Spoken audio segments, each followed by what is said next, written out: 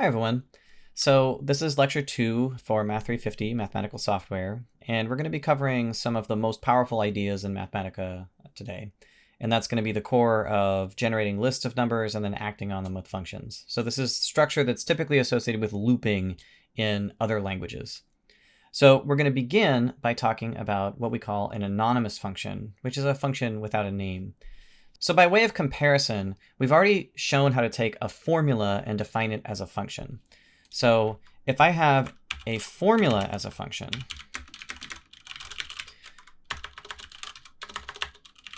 that looks like this. I might have something like f of x is defined to be equal to x squared plus 1.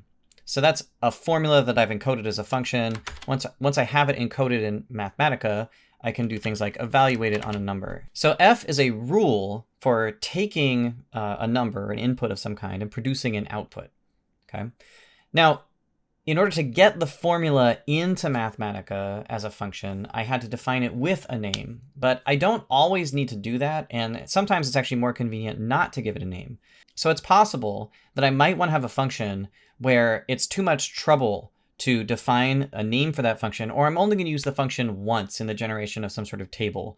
And so if I don't want to have to clutter memory with a bunch of labels that I may or not remember having made, I might use an anonymous function instead. So an anonymous or pure function is just a function without a name.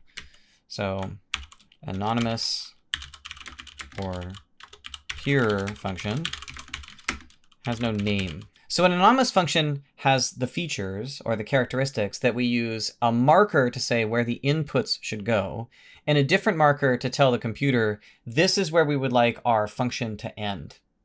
So here's the structure of a general anonymous function in Mathematica. So let's write the same function we just made, but with an anonymous structure. So the hashtag symbol is used to designate an unknown input variable. And if I square that, and then add it to 1, now I have an anonymous function that does exactly what f does. It looks for an input, it takes it in, it squares it and adds 1, but Mathematica doesn't know yet that this is a function. And so to finish the function, I have to put an ampersand on the end. And now we have a function. So how can we evaluate that function? Well, if you just evaluate it, you get nothing because it's a function with no input. So Mathematica says, great, you've written a function with no input. Well, there you go. That's the output. There's a lot of different ways to feed input into any function in Mathematica. So what this does now is it says, take this rule that says whatever the input is, square it and then add 1. The ampersand indicates that's the end of the anonymous function. And then you can apply 2 to the variable by putting the brackets around it, just like that function had a name, as in the case of f. Now, there's other ways you can do this. So another equivalent thing that you could do when you're defining an anonymous function would be not to use the symbol, to not evaluate at square brackets, but you can say, I would like that anonymous function to be evaluated at 2. And so the at symbol is another way of feeding an input into a defined function. This also works for f, by the way, so you could ask for f at 2, and it will also evaluate that for you. A third way to evaluate a function is you can start with the input and then apply the function to the input.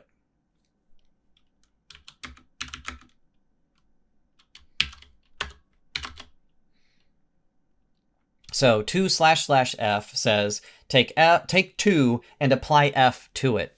Now, equivalently, or these are all equivalent operation in terms of evaluation, but there's something different about philosophically how we think about these three structures, right?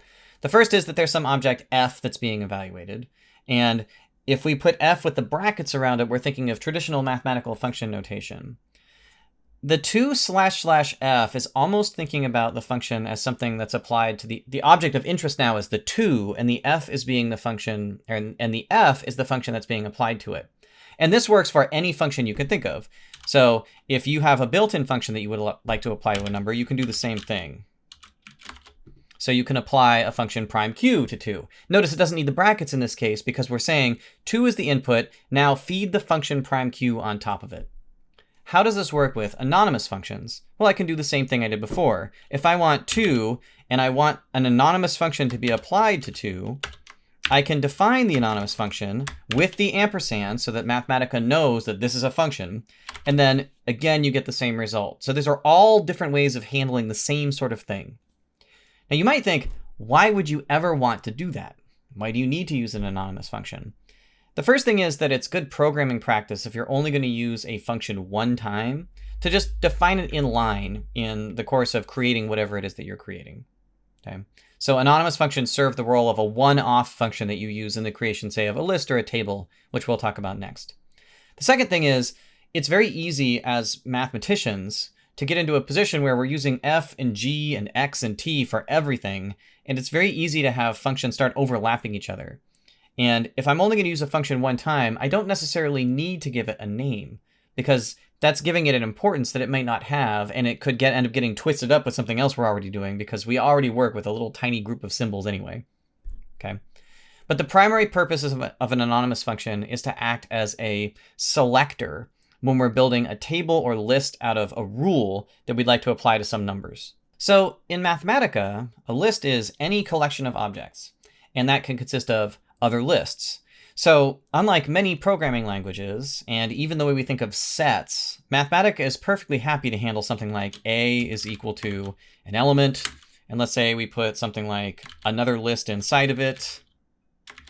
And then suppose that maybe I have another subset that's of a different size inside of it. So I have three different kinds of objects in here. In fact, I can go one step further and put a set with a set inside of it. So Mathematica is perfectly happy to handle that. So if I ask Mathematica how many elements are in this list, it's going to tell us 4. And the reason is that A is one of the elements in the list, and then the set ABC is the second element of the list, and the set AB is in the list, and the set with the set A inside of it is the fourth element in the list. And those can be called using a double bracket notation. So if you ask Mathematica to tell you what's in the first entry of A, it will tell you A. If you ask Mathematica to produce what's in the second entry of A, it will tell you the second element of that list was the set ABC.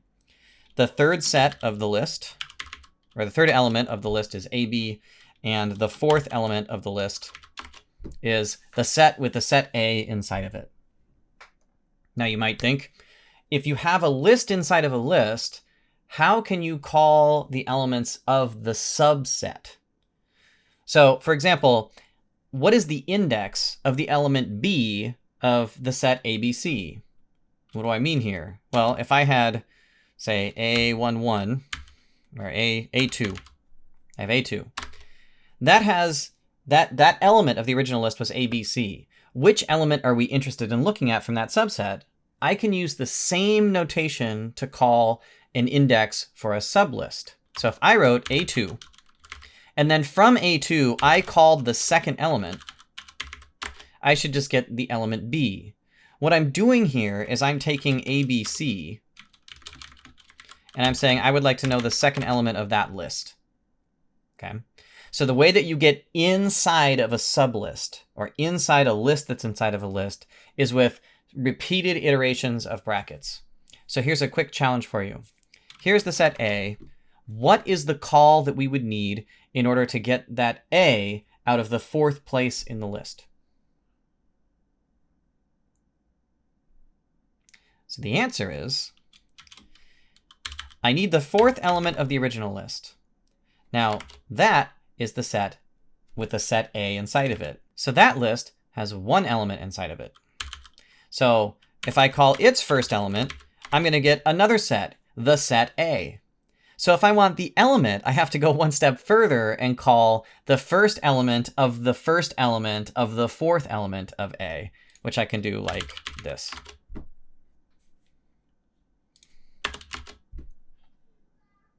Yeah, not the fourth part. Okay, so being able to manipulate the indices of lists is really important. So there are some basic functions that we can use very quickly to produce lists of numbers that are super common, right? So one of the most important of those is a command called range. So if we look up what the range command does, it says that it generates a list starting from 1 or I. If you just feed it a number, it says it starts at 1 and goes until it produces the integer that you fed it in as the input. If you tell it that you want to start from an input to an output, it will do integer steps from where you started to where you finished. Or you can have a beginning place and an end place and then tell it a step size. So range is used all the time when we're doing the modeling that we're going to be doing. So if I did like the range of 5, that's going to produce the numbers from 1 to 5. If I modify that to be the range, say, from 3 to 5, then we're going to get a subset that goes 3, 4, 5. And maybe I would like to have a really long list, but I like to have it skip. So if I gave the command range 9, or say 6 to 27, 3, what does that command do? It's going to produce a list that starts at 6, ends at 27, and hops by 3 each time. So range is a special case of a bigger function called table. And table is a way of producing a list like this, but where the elements of the list have been generated subject to some rule. So you could say, I would like a table of the squares of an index where the I values start at 1 and end at 5. And the table then is going to give you the index number plugged into that formula, and it's going to give you, so it's essentially applying I squared to the range of numbers from 1 to 5. Okay, so tables are used regularly in the construction of things like this. Now, tables can actually be used to construct all kinds of stuff. So you could actually, if you wanted to, do something like this. Table of, let's test to see which of the numbers between 1 and 100 are prime. So if I want to do that, I could write prime qi. That is, tell me whether or not the number is prime or not. So this will produce trues and falses. And then maybe I'll feed it I goes from 1 to 100.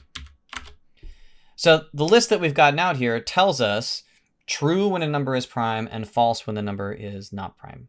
So table is pretty powerful because it will actually work on symbolic. It'll work on symbolic entries as well. So you could ask Mathematica to answer something like the table, say, of x to the I, where I runs between 1 and 10, and you're going to get a table of symbolic expressions, x to the first through x to the 10th. This is very useful for constructing things like series or power series, for example. One of the most useful things you can do with a list is apply a function to the list. And that means to manipulate the entries of that list in some way. So Mathematica is very good at that. And there's two different ways that you can proceed. A lot of functions in mathematics, including all of the arithmetic functions, are what are called listable functions. So a listable function can be applied to a list, and it acts element-wise. So if you started something like the table over I, where I runs from 1 to 10, you could take that information, that list, and you can apply functions to it.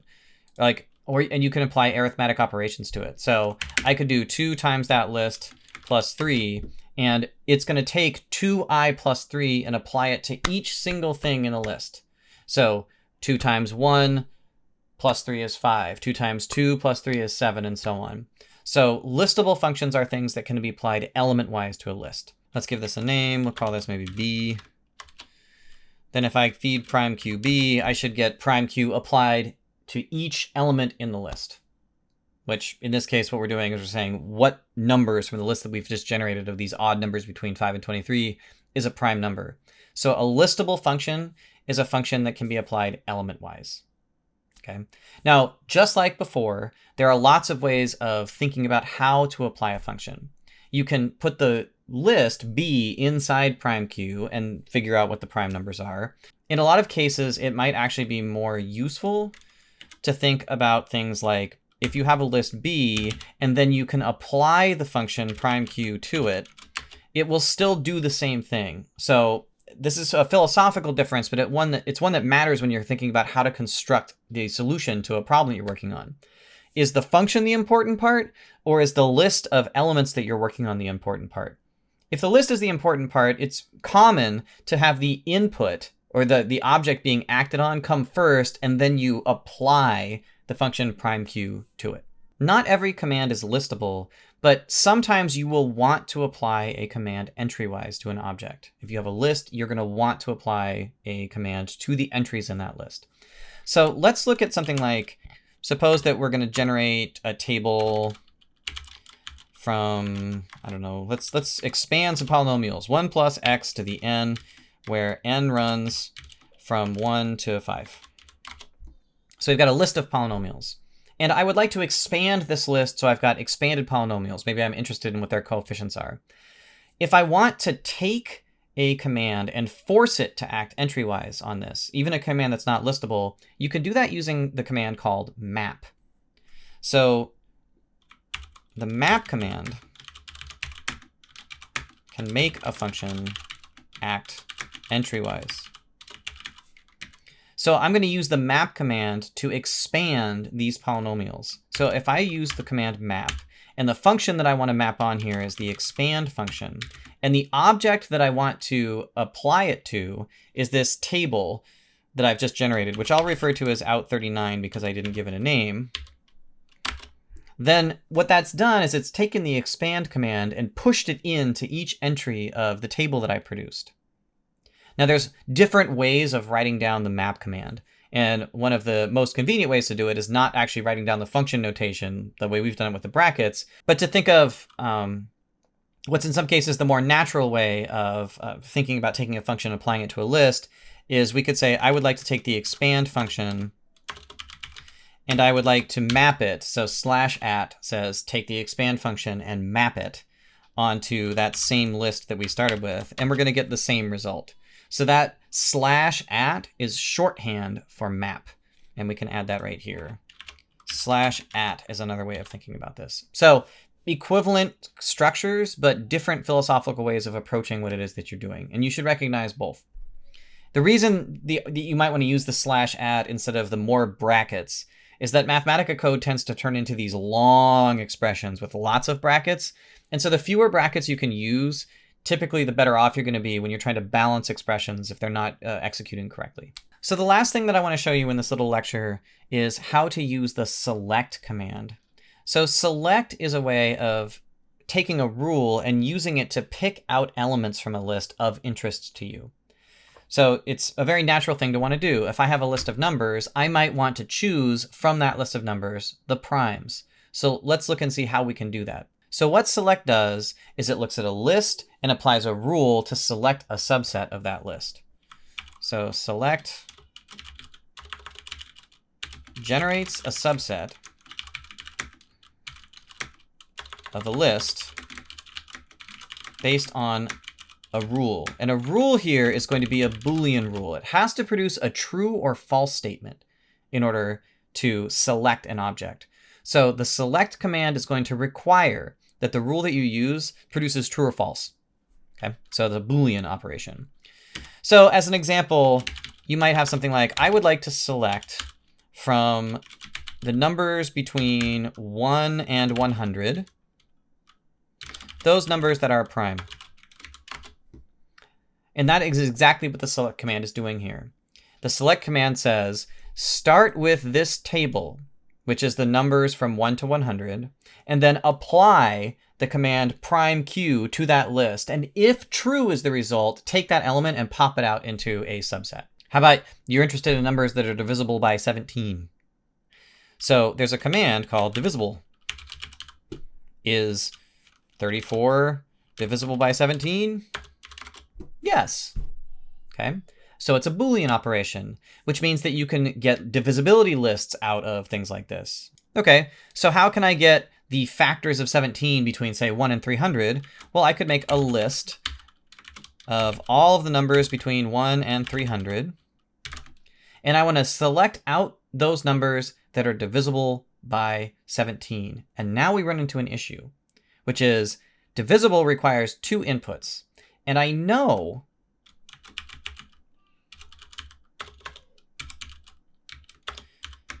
that 17 is going to be the number that goes here, but what is going to go right there? So the answer is that you're going to define this in terms of an anonymous function. So the anonymous function is going to look for inputs that come from the range.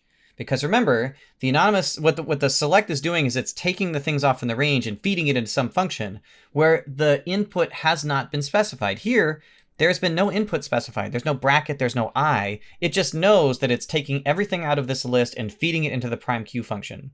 Well, there is no specified function that decides if a number is divisible by 17. So we can define one using an anonymous function. So I'm going to put an anonymous input here. And then I'm going to tell Mathematica that that anonymous function is the rule that I would like to apply to the range of numbers between 1 and 300. And what that anonymous function does is it takes the next element in that list, range of 300, and it puts it in there and checks it for true or false. And if it checks it to be true, it picks that out and makes it into a subset, or puts it into the subset. So this is one of the primary places where anonymous functions show up. You can use pre-existing Boolean evaluations to construct very finely chosen selectors or conditions that you can impose on things like a range of 300. And you can see that this is exactly what this has done. It's taken the numbers from 1 to 300. It has applied the Boolean condition, is this input divisible by 17? And every time that said true, it has picked out the number and put it into the subset. So there's another way that I could have done exactly the same thing, and that's using the mod function. And I wanted to do this one because I want to show you how to build a Boolean when you don't have a pre-existing function to do it. So suppose that I want to do the same exact thing I just did. I want to select the multiples of 17 between 0, say 1 and 300, but I don't know that I have the divisible function available. Well, if I don't have a function that's Boolean, I can make one by using the double equals sign. Double equals always takes the left side of an expression and compares it to the right side and either produces a true or a false. So I could also have asked Mathematica to do the range of the numbers from 1 to 300. And instead of using divisible, I could say I want the mod of whatever you're going to feed me. So that's going to be anonymous and 17. Well, so what mod of a variable and 17 is going to do is going to produce the remainder when you take that number and divide it by 17. And what I want to have happen if this is going to be divisible by 17 is that better had evaluate as equal to 0. And I want this to be true or false depending on the result of this modular operation, this modular arithmetic operation. And I better tell Mathematica that the anonymous function that I built here has an end. And I can close it up, and you'll notice I get the same exact list because this is what divisible is actually doing in the background. Divisible produces true or false because it's really doing a modular arithmetic and looking at the remainder. And we can do this for anything that we want to evaluate where we don't have a pre-existing Boolean condition. We can always create one by using the double equals. So what did we do today? We have talked about anonymous functions,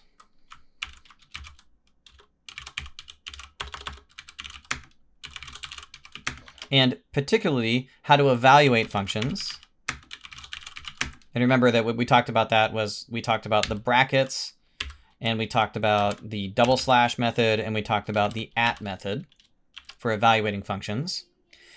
We talked about table and the generation of lists.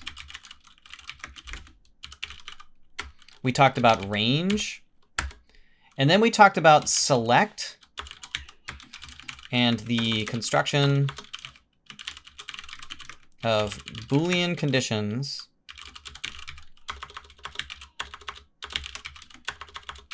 using anonymous functions. And then we did a lot of examples.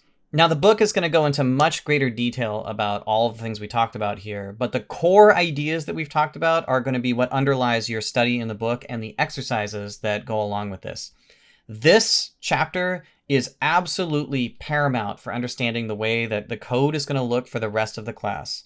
Unlike most languages, Mathematica does not have to be written with formal loops. A lot of computations in Mathematica can be done by acting on things like lists or tables and using the select command. So the idea of approaching Mathematica lists is most things that you would think in, say, Python or C or Java as operations that you would need to define a loop to do. Many of those computations are much more natural, thinking about a list of numbers that you can act on using a command that you've mapped entry-wise onto that list. So it's a shift in orientation and a shift in practice, but the code you produce is more efficient and a lot of times easier to read and understand what's going on. And it's the mode that sort of designates what a Mathematica code looks like as compared to a C code or a Python code. All right, so I'll see you guys later. Work hard on these. This is the end of my sort of formal lectures on week 1. I'm going to have some support videos maybe in the next couple of days as I get questions in. If you have questions, please ask, and I'll talk to you soon. All right, bye.